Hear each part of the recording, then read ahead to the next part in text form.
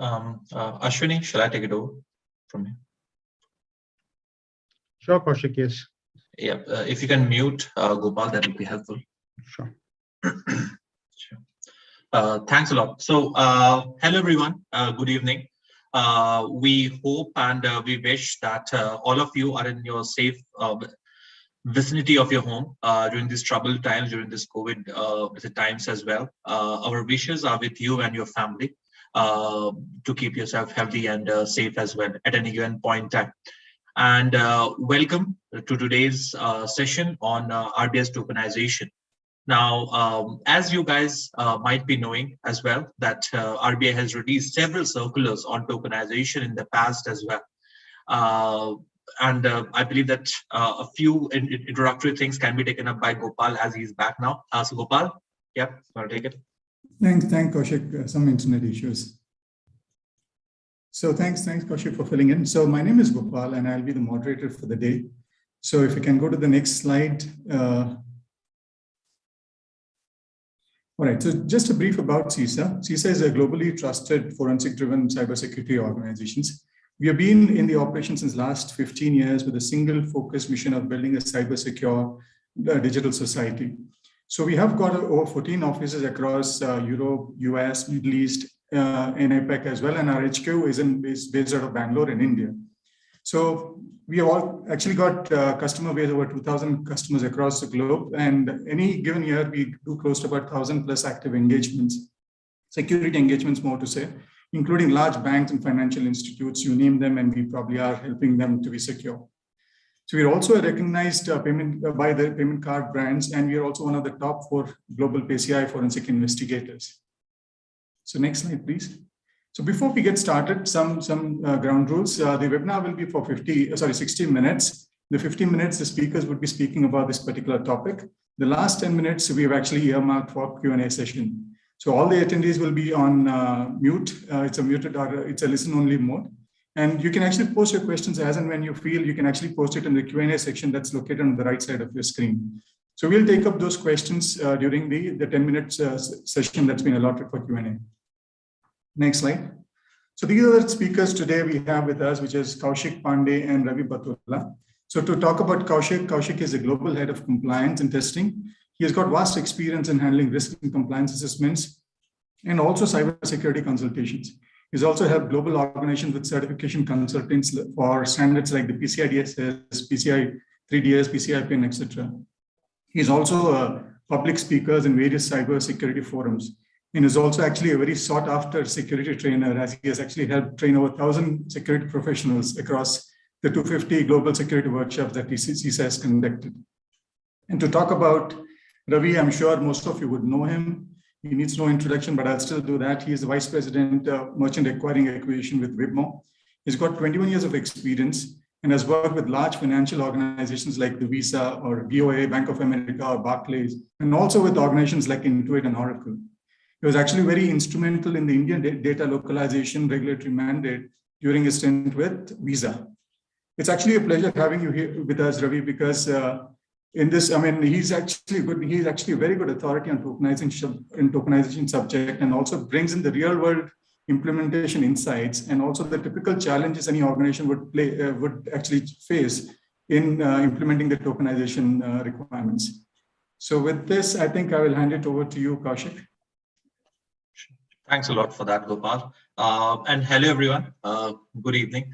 As I mentioned earlier as well, we wish and hope that all of you are safe and sound in the safe and secure vicinity of your home. And today, in this particular session, we'll be talking about RBI's tokenization approach.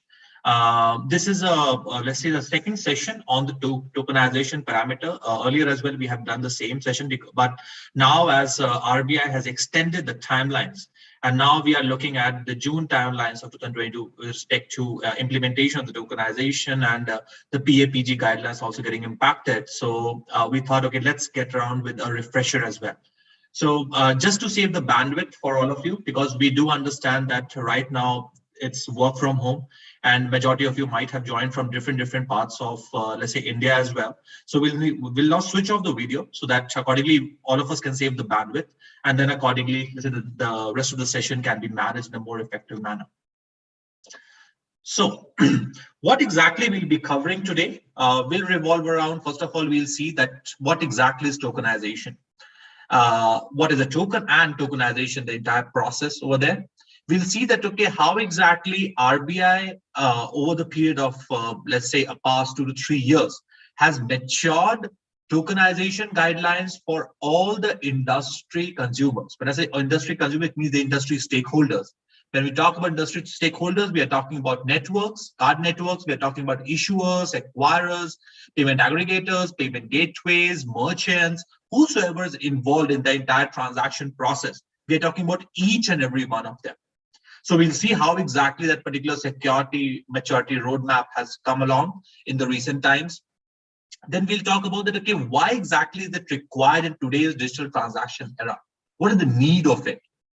Post which we'll talk about the challenges which, let's say, the industry face due to which tokenization has been implemented, and also that when implementing tokenization, what are challenges organizations have been facing as well in the in the past couple of months or years from whenever we have started the implementation of tokenization. We'll talk about RBI's purview on the tokenization approach, the update timelines, implementation of the tokenization across your organization, and the security parameters which you should be considering while implementing the tokenization inside your organization. So without any further, let's say, delays, let's start today's session. So before we even go ahead and understand tokenization, let's try to understand the Indian digital transaction ecosystem. Why exactly are we required to actually go ahead and understand Indian digital transaction ecosystem? Because that is the foundation stone behind this entire tokenization approach. Otherwise, we might not even need tokenization.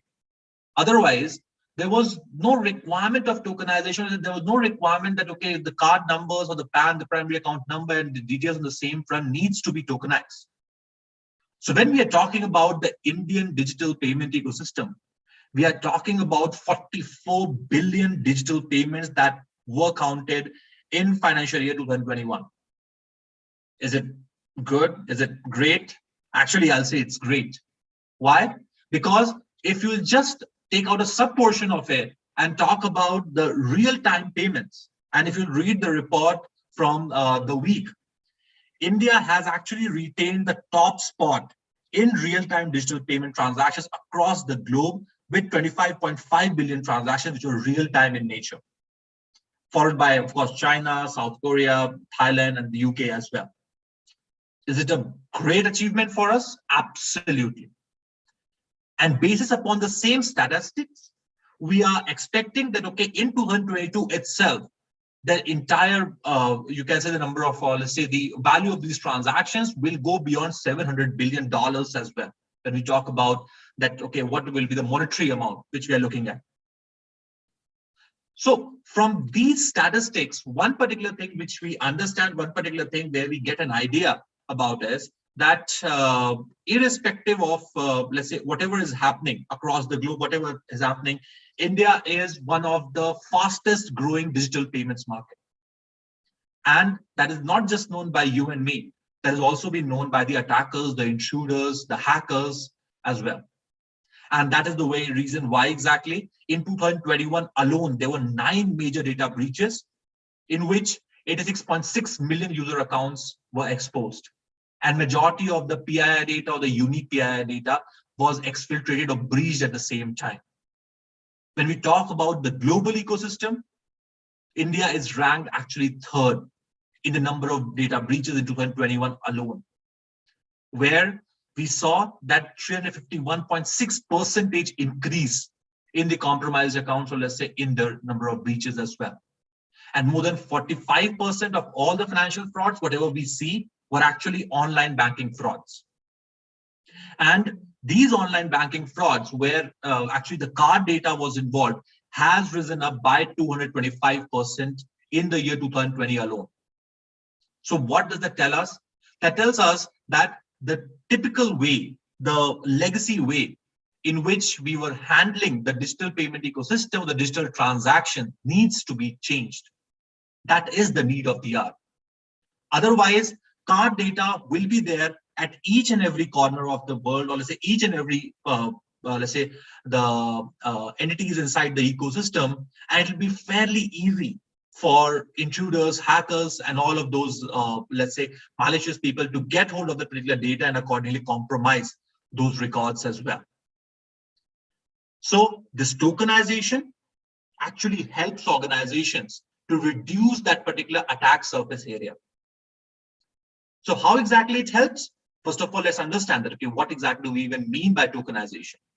So tokenization is actually, let's say, giving a reference value, or let's say replacing the actual card details with a reference value which will be unique in nature with respect to, let's say, the card details, whatever you're storing.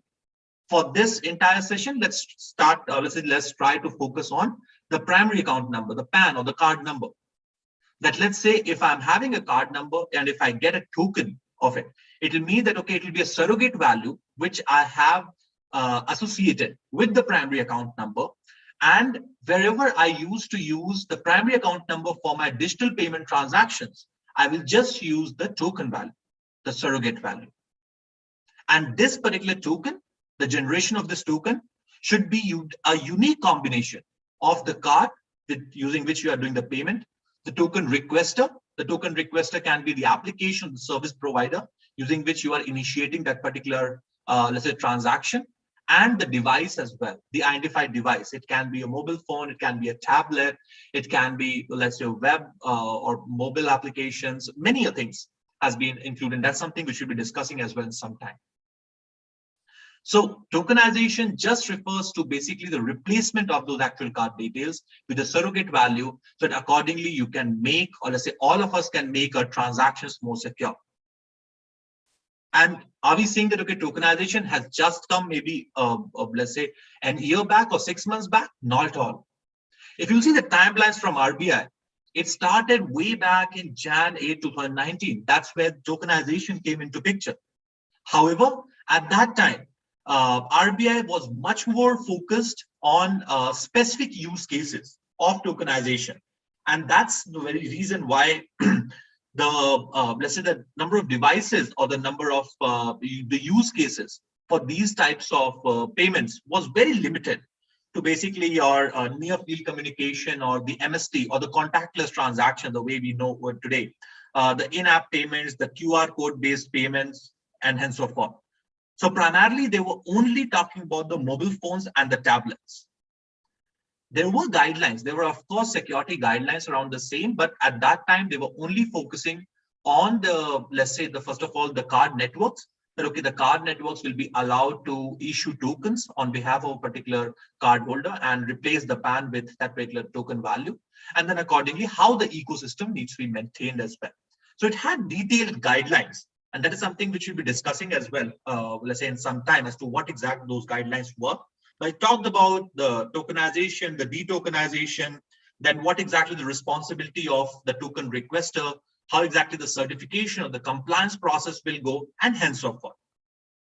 Now, post which there were a few guidelines which came on regulation of the payment aggregators and the payment gateways.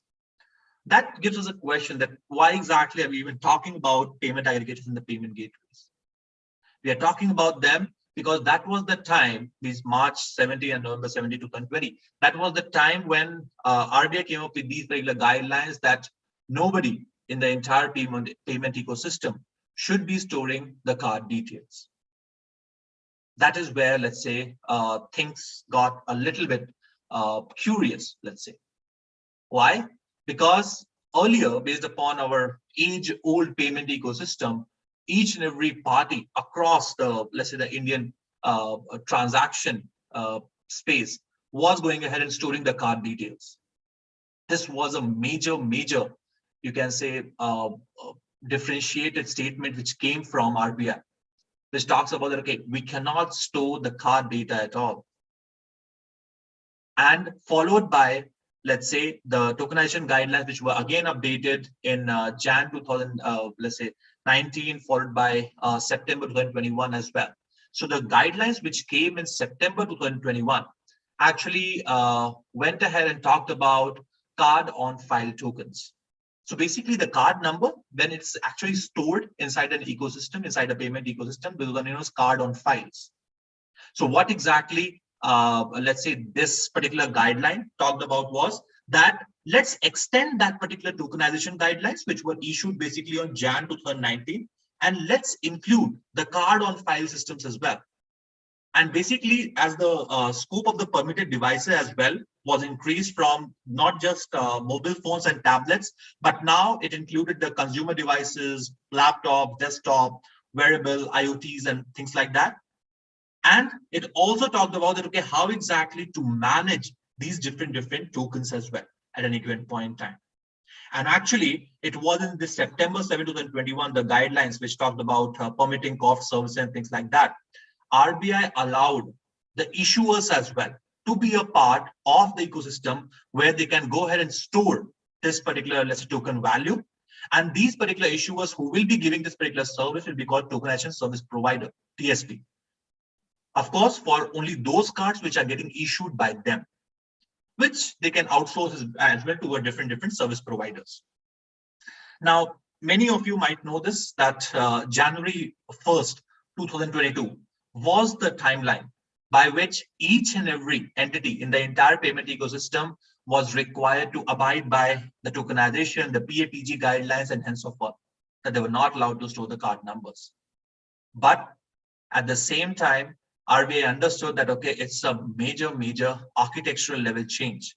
And that's why on December 23rd, they came out with an update on these RBI tokenization guidelines, where they talked about that, okay, let's extend this particular timeline to June 2022 itself. 6 months, you can say delta, or 6 months extension was given. And it was also said that once that particular timeline has gone, you have to purge all the old data. You cannot store the new data. You cannot even store the old archive data as well. That's what the guidelines are. So now you can see that how exactly the tokenization approach has matured over the years as well, starting from 2019, coming down to 2021. And how exactly RBI has well extended the scope of the permitted devices, of the permitted entities as well, which should be required for compliance, for the certification, and to, let's say, which all entities can go ahead and store the actual card data as well. That brings us to our first poll question.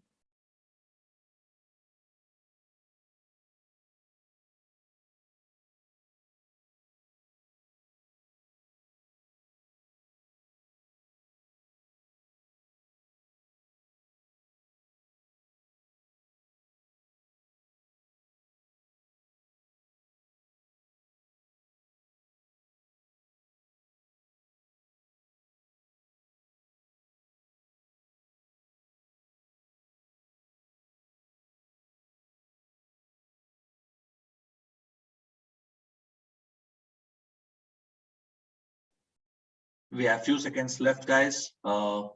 Please give us your answer so that accordingly we can share the results for polling.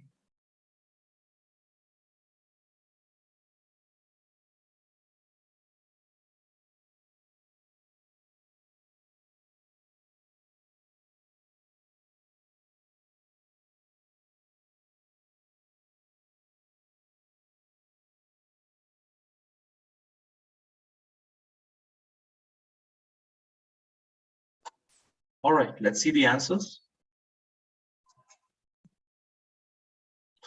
Okay, so RBI extended the deadline to comply with tokenized circular. What is the due date? 30th June 2022. That's good. The majority of us know that, 70%. Then as per RBI circulars, tokenization card mandatory for a customer. Yes, it's mandatory. No customer can choose whether or not. Actually, yes, the customer can choose. It's not that, okay, it will be mandatory for each and every personal. The customer will have the right to choose. And if you'll see many of, or let's say at least 10 to 15% of the guidelines also talk about the explicit consent which has to be taken from a particular, let's say, personal or the card holder before they can even store the card data or let's say perform tokenization at any given point in time. So with an additional factor of authentication, absolutely the AFA.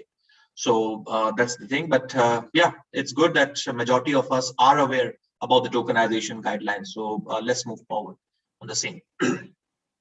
So let's try to understand that apart from the data breaches, which we understood that yes, because the let's say so much surge in the data breach, the number of data breaches, we have to have, let's say, the tokens.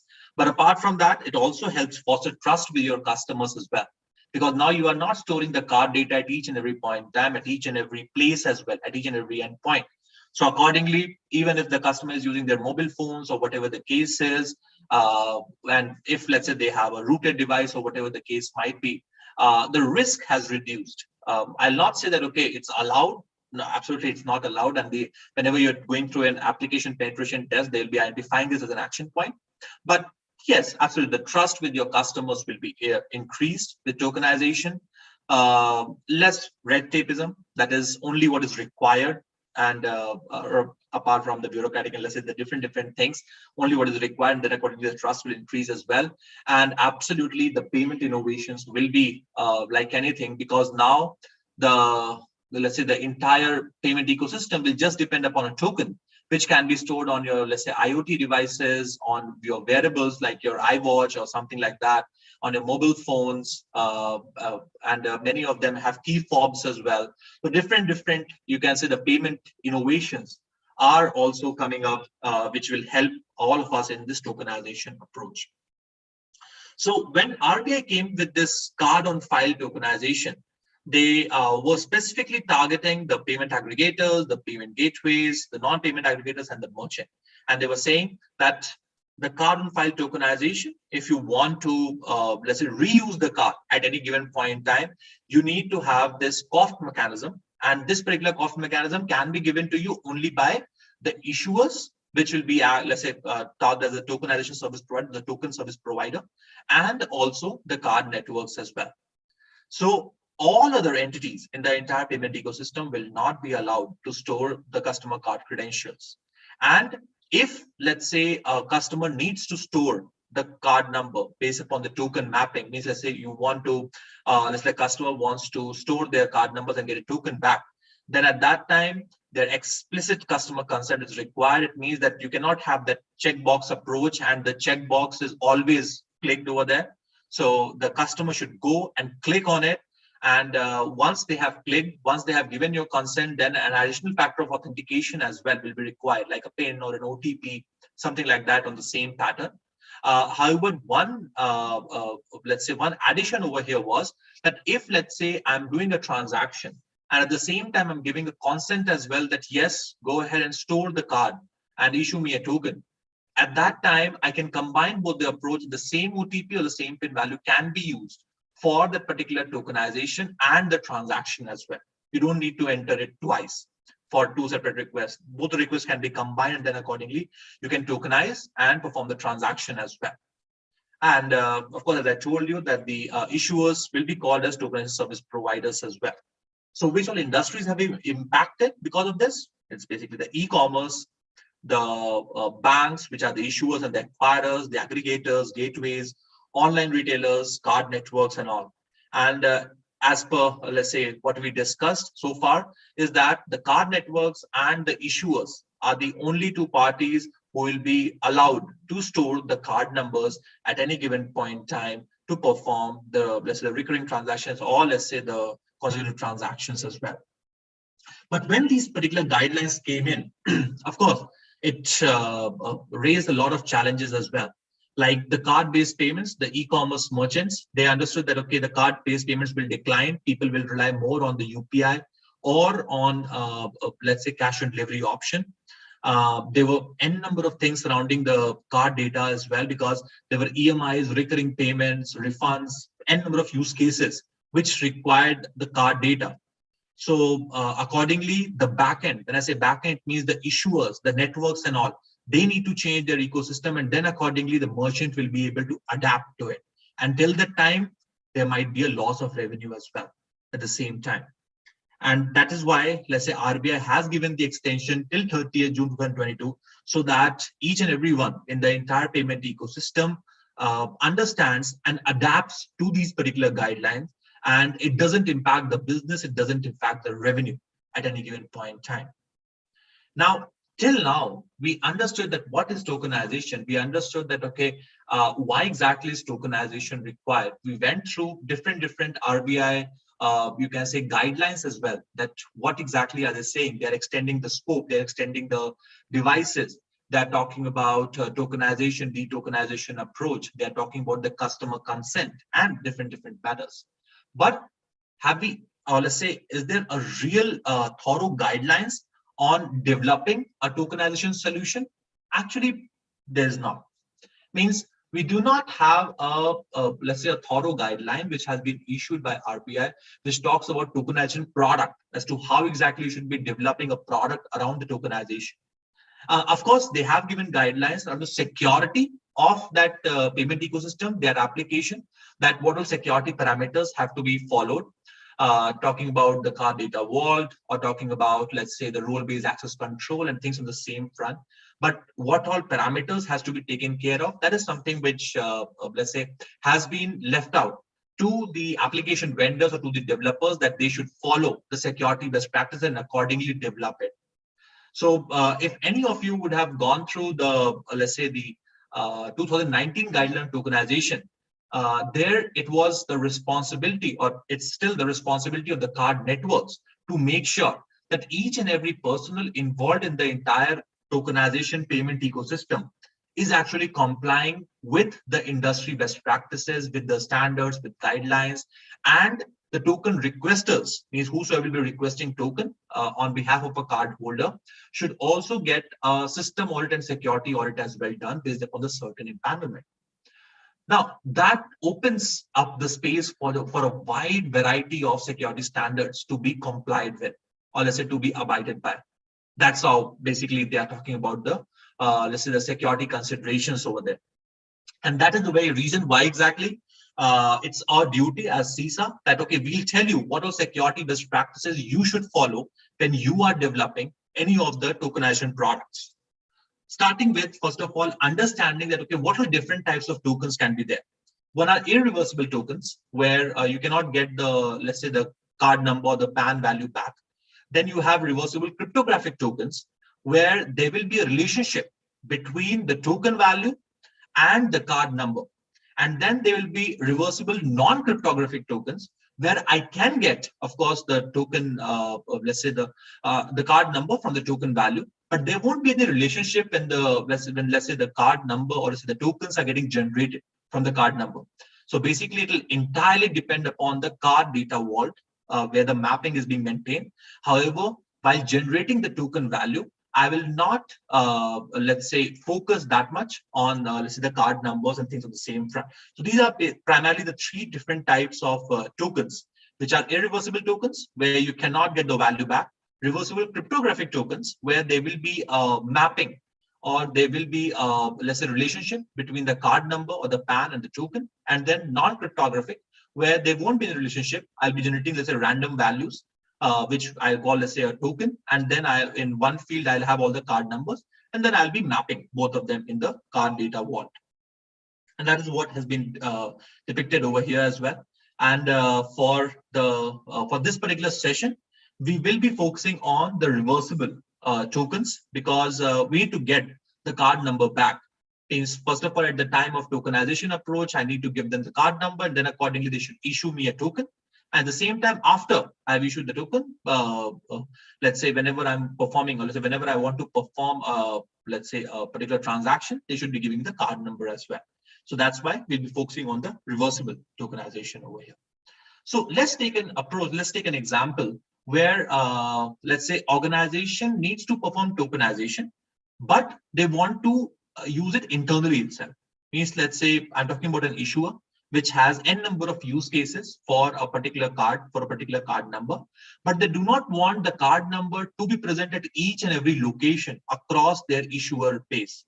So what they will do is that they will have, let's say, a tokenization product, and that particular product will have, of course, the role-based access control and things like that defined over there. And this particular product will be responsible to perform the tokenization, de-tokenization, accordingly give the card numbers as well to all the authorized parties, whosoever will be, let's say, issuing it. Now, one particular thing over here is that this is specific to internal. When I'm saying internal, means internal to an organization when you talk about. However, the current use case where your token service providers and the networks and all will come as a service, where they're offering it as a service. Now, one thing I want to clarify over here is that if, let's say, I'm talking about Visa cards, then actually Visa can go ahead and store their own cards over there and can accordingly issue a token. Similarly, if I talk about any of the banks, any of the, let's say, the Indian banks, right, whether you take HDFC, ICICI, SBI, or whatever the case might be, then there will be service providers, or they can themselves do that regular functionality as well, where they can store their own cards and then accordingly issue tokens on that regular behalf.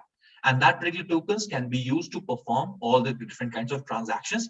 And that is what something which you can see it on the screen as well, where I have different you can say entities involved. And then accordingly, a few entities require tokenization, de-tokenization, a few entities do not require. And there will be the token software application, the card data vault, which will be taken care by the card networks and or let's say the issuers as well. And that's how accordingly the transaction will be done, which will come under, of course, your reversible tokenization approach. So what exactly is this token generation? So as I told you that, okay, we are focusing on reversible cryptographic tokens. So before even I start ahead and start performing transactions, I have to generate these tokens, right? So first of all, this particular generation of the token should be independent from the card number, or is the PAN. I do understand that, okay, if you'll see the RBI guidelines, they're talking about that it should be a component of the card, the token requester, and of course, let's say the different values. There are three different values on which RBI is requesting organizations to, let's say, focus on. However, over here, what we are trying to say is that let's exclude the card number from it, so that in any of the use cases, the token value cannot give me the actual card number at any of the premises. And the entire mapping, let's store it inside the card data vault at all the time. The probability of guessing this particular PAN should be less than, let's say, 1 in 106 over there, with an unbiased distribution of tokens. And if, let's say, you are having, let's say, different merchants across your CDV, the card data vaults, then each instance should be independent as well in nature. Why exactly is that required? So that accordingly, if one gets impacted, if one of them gets impacted due to some cybersecurity concerns, the rest of it do not get impacted with respect to same things. So while generating these particular tokens, you also will be required to have some secure algorithms as well. And these are the secure algorithms, whatever is being prescribed by PCI Tokenization Service Provider guidelines. And if, let's say, you are trying to combine, let's say, the encryption with a key encryption key, or let's say some other encryption standard, then the second table will help you, where it says that, okay, let's say if you are using AES 128-bit and with the same encryption, or let's say with the same mechanism, you want to use RSA as well, or ECH, elliptic curve cryptography, or Diffie-Hellman, then you should be using 3072-bit or elliptic curve then 256 and Diffie-Hellman with 3072. So because why exactly we're talking about this is because based upon the PCI Token Service Provider guidelines, they say that the key encipherment key should be at least equal or of greater strength for any key that is trying to protect. And this is the comparison, let's say, table which they have given, which you should, of course, follow once you are trying to perform it. So once we have generated the token, the second function is mapping the token as well. And that particular mapping should only be done in the card data vault, where the mapping of the card number, the PAN, and the token has to be maintained. And the access over there should be as per the role-based access control, means need to know basis as well. So this particular card data vault should have, let's say, at least 128 bits as the encryption. The RBACs, as I told you, has to be implemented. And all copies of the particular data, whether in backups or load balancing or distributed, has to be equivalent protected. As the equivalent protector, it means if you are storing it with AES 128 or 256-bit encryption, or let's say you are using RSA keys for DEC and the KEC, that is the data encryption key and the key encryption key, or whatever the case might be. Accordingly, let's say organizations has to implement the same set of security standards over there. And if let's say you are going ahead and using HSMs. So as per the tokenization guidelines, they have not specifically mentioned that, okay, organizations should be using the SCD, the secure cryptographic devices, or HSMs. But as per the PCI token service provider guideline, they are specific, and they have requested that the entire cryptographic key management on the DEC, the data encryption key and the key encryption key and all has to be managed via the HSMs. And it has to be as per the NIST standards as well, like NIST SP 857, or let's say the ISO standards as well, whatever is relevant over there. So that covers our tokenization generation. Then it covers your mapping. Then what all controls you should have inside your card data vault. Then the cryptographic key management, okay, how exactly the keys have to be managed around the same. So if you'll see, majority of the times, RBI has also tried to cover the same things, but more in a general fashion, more in a governance fashion. And that's what they're talking about over here, that each and every entity who is involved in the entire tokenization payment ecosystem is, let's say, required to be compliant based upon the security best practices. And before even onboarding any of the, let's say, the different entities in the ecosystem, you should get themselves certain audited based upon the system and security audit guidelines from RBI. The tokenization, detokenization process, that, okay, how exactly tokenization should happen, how exactly detokenization should happen. And over there, they are specific. And they have mentioned that the TSP, the token service provider, or the network, whosoever has issued the token, should be the one to, let's say, the detokenize that particular thing as well. And they have given a lot of options to the customer grievances as well, that organizations should be using, let's say, IVRs or mobile applications and things like that, so that accordingly they can address customers' challenges. And then accordingly, if the customer wants to delist their card or detokenize, or let's say remove their cards as well from the tokenization mechanism, they should be allowed to do that as well, along with secure storage, customer service, and safety and security of, let's say, those transactions as well. And this is something which is over and above the normal standard guidelines, that if organizations are planning to use hardwares for tokenization, then they should be focusing on FIPS 140 to level 3. And if softwares you're using, then you have to comply with level 2 over there. So I believe that majority of you might be knowing the Federal of Information Processing, or let's say the standards as well, information processing standards. That's what protection standards. That's what we are talking about over here, the FIPS standard. And it has to be level 3 for hardware products such as HSMs and all. Level 2, if you are going ahead and developing a product by yourself, or even a third-party vendor as well is developing the product for you. And then we have a few best practices, which talks about the guidelines, the TSP, that, okay, you should be onboarding a token service provider before June 30th. Otherwise, you will not be allowed to, let's say, perform transaction from the stored card number. First of all, you will not be allowed to even store the card number. So you will not be able to perform the transaction. And each and every customer will be required to re-enter their card details over and over again at any given point in time. And also that particular thing brings a fact, let's say brings a particular pointer over here, that organizations are allowed to store the last 4 digits of the card number and the issuer's name as well. Now that particular thing, let's say it's allowed as per the RBI guidelines.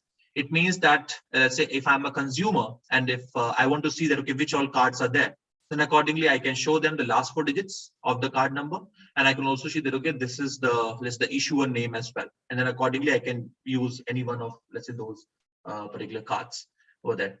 Then accordingly they're talking about the integration with the payment gateway and things like that on the same front. And lastly, let's try to wind up. Let's try to summarize the entire thing. And let's see that how exactly the transaction will work when, let's say, tokenization has happened. So basically, the customer will create a digital wallet, let's say by entering the PAN. That particular PAN will get converted into a token. And that particular token will be issued by, let's say, a token service provider, which will talk to the issuer or any other third party. And then accordingly, we'll say that, okay, yes, let's go ahead and store this token. First of all, of course, generate, then map, then store different things, what we have seen, and then accordingly store the particular token. Now, when you are performing a transaction, at that time, the merchant will just forward this token to the acquiring bank, and then accordingly, the transactions will be done at the same manner. And at last, of course, they'll be required to enter the CEV2 and OTP as well. The CEV2 for your authentication and the OTP as a part of your 3D secure authentication mechanism. So that covers the entire session over here. Now we'll request, let's say, Ravi and Gopal let's start with the industry talks. Ravi and Gopal, over to you. Thank you, Kaushik, for that insightful session on the tokenization. I think it's time I actually present. I would request Ravi to come online and then address few questions which are probably pertinent to many of them who are trying to implement tokenization. So I'll begin with a few, Ravi, if you don't mind. So one would be that, what are your thoughts on this move, RBI's move to mandate tokenization? Would like to hear your thoughts on the same. First of all, thanks Gopal, Kaushik, and entire CISA team for having me here, and thanks for the great words. And welcome everyone. I hope everyone is keeping safe. So we are working on this for last more than 12 months, ever since the the circular was released. And to your point, what are my thoughts? The thoughts are that basically this should be not looked at from a pure compliance lens, right? For any ecosystem player, right? So there are three dimensions. One is consumer protection and consumer data protection. And second thing is the standardization, right? And third thing is the innovation. So consumer data protection, we all know, right? You shared the statistics, how critical it is, and the kind of data breaches we had in the recent past, and with the growing volumes. So it is, paramount that we have such data protection measures in place, right? So that is, that's a given. But another thing is, if you observe, right, in such a what you call fast growing industry across the world, not only in India, right? Digital payments are growing at any country at least minimum, in double digit. In India, it is exploding, right? If you see the recent NASCOM report between 2004 and 2020, right, we grew 160 times, and we are slated to grow another 20x between now and between 2025. So what it means is, and this is also driving recurring payments and subscription payments, and there is no standard to how to store the customer card data, right? Such a simple thing. Everyone is using their own standards, their own security measures, which is not standard, which is not good. And that is where RBI is also setting a precedent, saying that defining a standard, saying, hey, these are the tokenization standards, and also allowing room for innovation through issuer tokenization, as you mentioned, right? Issuers can also be a TSP in this whole in this new normal. So as a result, the digital transactions can be much more secure, and it's a much better protection for the consumer as well, and industry can come with much more innovative solutions actually for growing form factors or various omni-channel and everything, right? So I strongly believe tokenization is a right step towards subscription economy and embedded payments and recurring payments. Thanks, Ravi. So just following up on that question itself. So do you think this would actually help the industry move forward, or will it actually help the industry step forward, basically with this tokenization? Basically, how does industry react, right? As I was alluding earlier, we should not be looking at this from a pure compliance lens, right? We should also look at it from an innovation lens. And why is that so? Because RBI allowing issuers to be a TSP, many other use cases can also be powered for a subscription and a recurring payments. For example, like EMI, payouts, loyalty, refunds, and you name it, right? So that is one of the great measures in that direction, wherein industry players can come together and co-create such solutions, which are much more faster, secure, as well as convenient, right? And that is the beauty of this tokenization, wherein initially it may feel like it is still pretty arduous, right? I'm not saying it is easy, right? It is definitely very arduous. At the same time, it drives innovation and convenience also. Usually, security and convenience are in opposite direction, right? The more security it is, less convenient.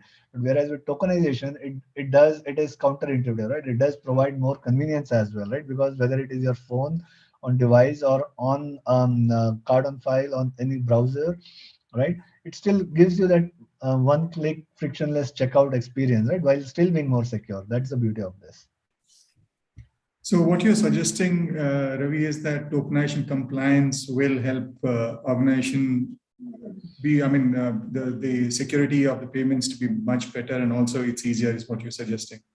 Absolutely. And also it is not only in India, right? I mean, India being one of the largest and fastest growing digital payments market in the world, I'm sure, like, there are others who can take a leaf out of it and who can, follow this through, right? Because end of the day, it's consumer protection, data protection, and standardization of data storage. So why not, right? I mean, and a lot of these standards are already available globally. For example, when we talk about card network tokenization, card networks have been there for a long time. Their standards are globally acceptable, interoperable, and likewise, large issuing banks outside of India can also take a leaf out of it, right? They can start, co-create solutions along with the players. So, got it. Thanks. Just one more question from me before we go into the Q&A session would be, now that the RBI is, as we all know, that they've increased the deadline to 30th of June. So what would your advice be for organizations to prepare for this compliance better? So first of all, right, I mean, I'm just thinking, right? I mean, we all know, right, that you spoke at great length, how tokenization is a secure process, right? So we don't have to, emphasize that, tokenization is inherently irreversible, and that, I mean, and every token, I mean, if I have to go a little bit more into detail, right, RBI has also mentioned, and also the nature of tokens, that each token has to be specific for a particular merchant, right? I mean, you cannot just copy a token and take it to any merchant.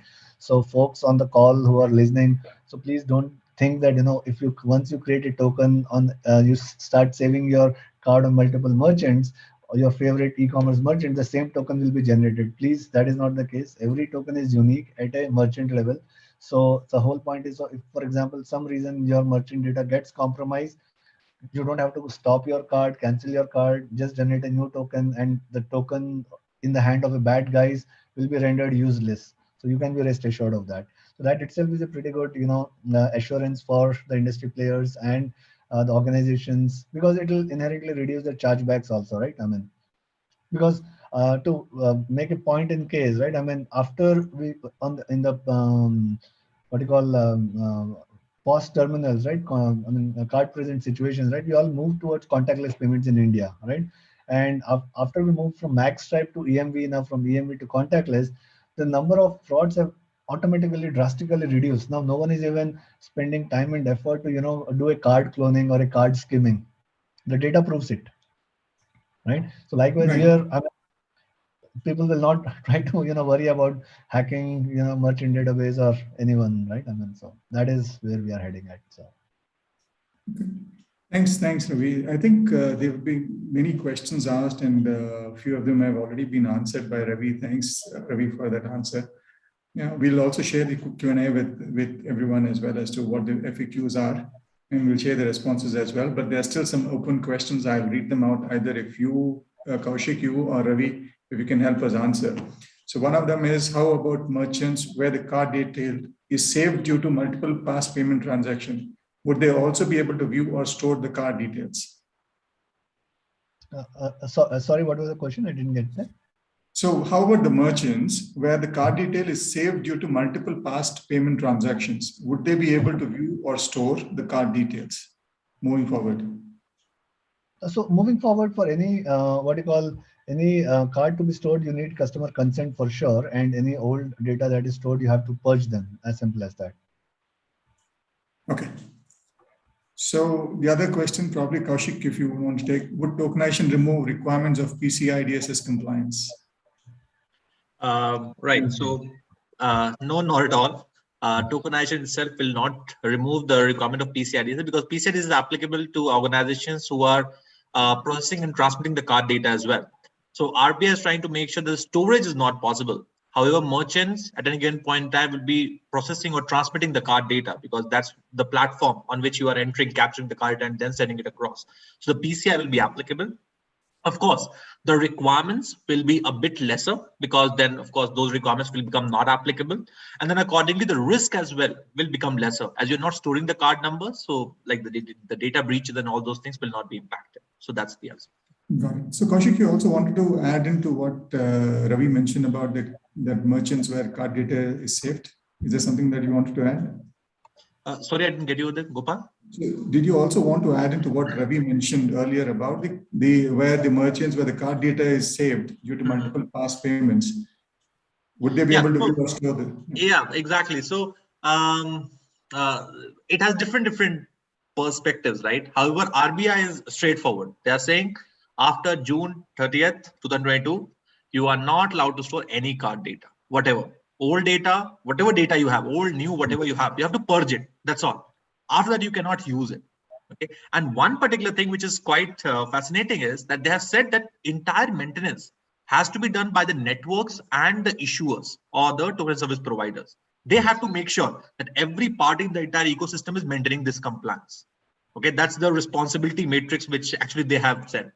So basically, if any of the merchants are sending the card numbers directly, in the case of recurring or let's say those transactions, the networks or the issuers can go ahead and decline those transactions as well if they let's say want at the time. Yeah. Got it, thanks. So one more question. I think we still have time for questions. So when cards are tokenized, the last 4 digits are still visible. Is this process secure? Like the last 4 digits of a credit card number are still available. So what's your take? Probably I'll start with you, Ravi. Yeah, so basically, I mean, that is logically needed as well. So because when you store your card, I mean, as a consumer, right? I mean, as I said, so this tokenization is a beautiful, convergence of both security and convenience, right? So till now, when you save your card at your favorite e-commerce website, you identify by your last 4 digits and your card brand, right? I mean, and you just select, for example, if you have set, what you call saved more than one card, how do you know which card belongs to which one and which one do you want to use, right? So if you don't allow the last 4 digits also, how can you uniquely identify your card number, right? And also right now we are 16 digit and 18 digit card numbers. So again, right, these are irreversible, right? So just by knowing your last 4 digits, I mean, folks cannot get back to your original card number. So that is not possible. So it is fully secure and safe. Anything you want to add, Kaushik? Yeah. So as rightly being mentioned by Ravi, that let's say it's required as a business relevance. It's required. Otherwise, how exactly will you identify? However, I know that the industry will come back with this requirement that with this last 4 digits as well, we are getting duplicate cards. So the last 4 digits is a very let's say thing, right? Okay, that's why they're talking about the let's say the issuer name as well to be associated with that. But even that can bring out many duplicates. So we are still waiting for those feedbacks from, let's say, the industry, and then see that, okay, how exactly RBI will reform. But yes, as of now, it's secure. That particular thing is secure. Okay, so one of the questions was, since the card data is not stored or whatever, how will refunds happen when the card data details are removed? The refund process. Yeah. So should we? I mean, see again. So the process is not breaking, right? Because at the card networks or the issuers still hold the key because they know which token is mapped to which card number. So let's say you buy something at your online e-commerce site, and tomorrow you raise a chargeback with the same e-commerce merchant.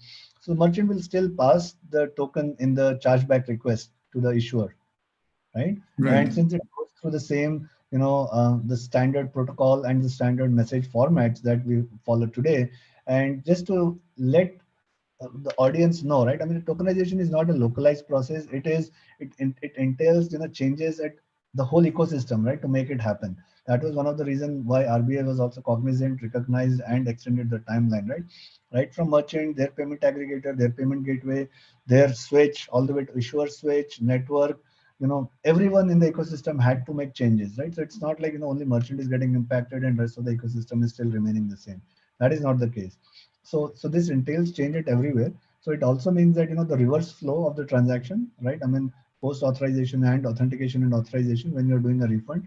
So even that follows through a standard process, right? Where merchant will send a token, It's not that for refund, merchant will pass the card number. They have no way to get a card number back.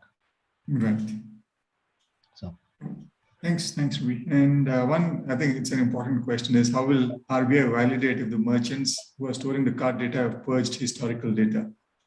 So would there be some kind of audit by RBI or how is it? So I mean, I can take a stab, but I mean it is best for Kaushik to jump in, because we also keep getting a lot of these questions as a technology token service provider, right? So again, even today when the merchants take your card number, they say we are PCI DSS compliant, right? Or for example, as a consumer, you don't even know when the merchant is saying, okay, save your card with a checkbox. You don't know, right? You just assume that either the merchant or his payment aggregator is compliant, right? Because and likewise, it is basically a self audit or a self compliance. But I'm not sure. I mean, I will even wait for Kaushik to confirm. I mean, if there are any guidelines or whatever is the thought process there. So Sure. Thanks, Dr. Ravi. So absolutely, you are right that many things comes as trust as well. But why not trust and verify as well at the same time? That's why in the January 2019 guidelines of tokenization, you will see that RBI has mentioned that anybody in the entire payment tokenization ecosystem has to get certain impanel audit. Okay, and system and security audit has to be performed. So as a part of that system security audit, it is the responsibility of the certain impanel auditor to go ahead and check that yes, they are not storing the card credentials. Accordingly, report it to the network, or let's say whosoever is, let's say, has asked them to perform the particular audit, and then according to the particular check has to be maintained. But if we are talking about responsibility and liability, responsibility liability of that holds with the networks and the issuers. They are responsible to make sure that okay, nobody is storing the card data. Yeah. Thanks. So one more, I think, Kaushik, if you can take this up, is the card data comes in clear text format in the CDV, where the tokenization will take place. Would that be fine as per the PCI guidelines? Yes. So basically, as per the PCI guidelines, as of now, they are not talking about application layer encryption of the card data once it's being sent. They are talking about when you're transmitting it, you have to send to a secure channel, which can be TLS version 1.3 or let's say VPN tunnel or whatever the case is over there. So you can send it in clear text, but encapsulated in the entire communication channel, which is encrypted. And then accordingly, it will be fine over there. Yeah. So just to add to that, I mean, so basically the data at rest should be, fully tokenized. That is one of the key things, right? And I don't think anyone will send a card data in clear, because if they are sending in clear again, I'm sure like Kaushik, you can jump in, they are not, adhering to the PCI standards anyway, right? Because the data in transit should also be fairly secured, as you said, with the right standards, both at the protocol level and at an application level, right? So yeah, I mean, I don't think anyone will just send plain text, right? Yeah, absolutely. And just one more thing, please wait for DSL 4.0 to come in. That will bring substantial changes as well to how we perceive the card data, even inside our ecosystem as well. Let's wait for DSL 4.0 to come. So that's somewhere in March or April? Right. Yes. So somewhere in February to March sometime, we are expecting that PCI will be releasing it. And then accordingly, things will change in payment ecosystem. So I think we have time for one more question. Is there a limit for token per card? Token per card. So first of all, the token will be dependent upon the merchant. Let's say the merchant on which, let's say you are performing the particular transaction ecosystem over there, right? RBI has talked about the transaction limitation. That is how many transactions I can perform using the tokenized card. And let's say what should be the maximum value using which, or say of which I can perform, let's say a tokenized transaction, like let's say 2,000 rupees or 5,000 rupees I can perform with token. But if I have to go beyond that, then I need the actual card numbers, or let's say I need the entire data to perform the particular transaction. But that has been, let's say, requested from the network and the issuers to, let's say, maintain, and they are responsible to maintain these transaction limits and things of the same. Ravi, if you want to add. I think what was the question actually? What is the limit on number of tokens? Is there a limit for token per card? I think, okay, this is one aspect of limits actually. There is another question, is there, I don't know if that question is like how many tokens can you create per card? Is that the question? In Yes, that yes, case, yes, Ravi. Yeah. yeah, so I think as per card networks, I mean, current limitation is around 99 tokens, unique tokens you can create per card. That means that, you know, you can store your card up to 99 e-commerce websites or whatever. And if you need more at this point, day one, you have to, you know, make way for others. Basically delete the less used cards. And with 18-digit, 19-digit card numbers coming in, I'm sure this limitation will also go away. But 99 is a pretty good number to begin with.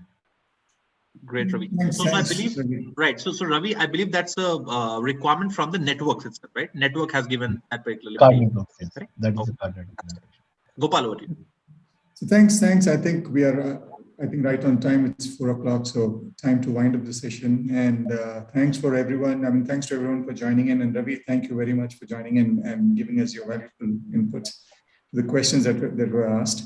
And thanks, Kaushik, for making this session insightful as well. So we will be sharing a link of this session. I think the team would be working with you and sharing across all the FAQs as well. So, I mean, I think we'll be coming up with our next webinar shortly. Please be in touch and stay safe. And thank you, everyone. Have a good evening. Thank you, everyone.